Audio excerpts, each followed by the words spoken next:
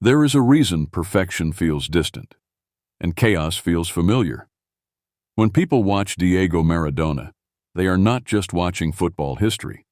They are watching something dangerously intimate, a man who didn't hide the war inside him. And that's where the discomfort begins, because modern life teaches control, but rewards performance. It teaches discipline, but suppresses instinct. And somewhere between those two forces, something fractures. Maradona didn't fix that fracture. He exposed it. A young boy grows up in a poor neighborhood in Buenos Aires. No filters, no safety nets, no image management. Just raw talent and hunger. By 1986, he isn't just a player. He becomes a symbol. During the 1986 FIFA World Cup, he scores two of the most controversial and iconic goals in history. The first? The infamous Hand of God. The second? A solo run that dismantled an entire team. Same match, same man. One act breaks the rules, the other transcends them. That contradiction is not accidental. It is psychological. This is what psychologists call cognitive dissonance, holding two conflicting identities at once. Rule breaker and genius, hero and villain. Modern men feel this constantly. They are told to be ethical, composed, and controlled. Yet inside there is aggression, ambition, instinct. Maradona didn't resolve that tension. He lived it, publicly. That's why it resonates. Now shift to a different story. Zinedine Zidane, 2006 World Cup Final. The world is watching. Legacy on the line. Then suddenly, he headbutts an opponent and walks off. Career ends not with triumph, but with eruption. That moment wasn't just anger. It was what psychology defines as emotional suppression rebound, when long-contained pressure explodes under stress. Zidane was disciplined, controlled, professional. But even the most structured psyche has limits. This is where Maradona becomes different. He didn't suppress. He expressed, sometimes destructively but honestly. Modern men are closer to Zidane externally, but internally they feel like Maradona. Now consider Cristiano Ronaldo. Engineered excellence, precision, discipline, total image control. Everything is optimized. Body, performance, brand.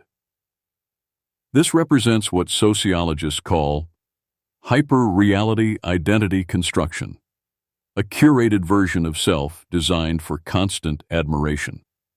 It's impressive, but also distant, because it leaves no room for failure, no room for contradiction, no room for being human. And that's where the psychological gap widens. Men admire Ronaldo, but they relate to Maradona. Another story. Elon Musk, one of the most influential figures in modern history. Brilliant, visionary, but also unpredictable, controversial, emotionally volatile in public. At times, admired. At times, criticized. This is a modern version of the same archetype, the creative-destructive duality. High cognitive intensity often coexists with instability. Psychology refers to this as overexcitability, where heightened mental energy amplifies both genius and vulnerability. Maradona embodied this without filters. Musk navigates it under global scrutiny. The difference? Maradona never tried to appear stable. Now, the hardest story. Mike Tyson. Unstoppable force. Feared. Dominant. Then collapse. Legal issues. Personal breakdown. Tyson later described his life as being trapped between who he was and who the world demanded him to be. This is what we call identity fragmentation, when external expectations split the internal self. Maradona lived inside that fragmentation, not behind it. He wasn't a brand trying to survive chaos. He was chaos refusing to become a brand. And that's the difference modern men can't ignore. Here's the uncomfortable truth. We live in a system that rewards emotional regulation, but often demands emotional suppression. Those are not the same thing. Regulation means understanding and channeling emotion. Suppression means burying it. One creates stability, the other creates pressure. Maradona was the explosion of suppressed humanity. His addictions, his outbursts, his defiance, they weren't random. They were what happens when intensity has no structured outlet. This is called maladaptive coping, and it's far more common today than people admit. Look at his later years.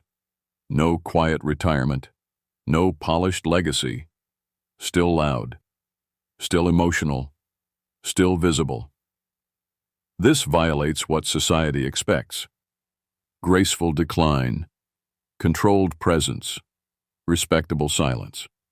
But Maradona refused what sociologists call normative aging behavior, the expectation to become socially acceptable over time. He chose authenticity over approval. Messy, but real. And that authenticity creates something rare: permission. Permission for men to acknowledge their own instability, without shame. So, what is the real lesson here? Not to romanticize destruction, not to glorify chaos, but to understand integration. Psychology calls this shadow integration, the process of acknowledging the darker, instinctive parts of the self without letting them dominate.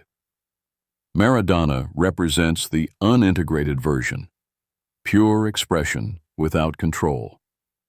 Modern systems push the opposite, control without expression. Both are incomplete. The goal is not to become Maradona and not to become a flawless machine. The goal is to become whole, to recognize that inside every man there is both, the creator and the destroyer, the disciplined mind and the impulsive instinct, the hero and the shadow. Ignoring one empowers the other. Integrating both creates balance. That's why Maradona still matters, not because he was perfect, but because he exposed what perfection hides. And in a world obsessed with control, nothing feels more honest than a man who couldn't contain himself. That's not just his story. It's a reflection most people spend their entire lives trying to avoid seeing. It's not passion. It's not noise. It's psychology taking control. Right now, you're about to see why crowds stop thinking and start becoming one mind. The video is appearing on your screen now. Why 80,000 fans feel like one mind. The hidden psychology of World Cup crowds. Watch closely. You won't see crowds the same way again. And don't forget, like the video and subscribe.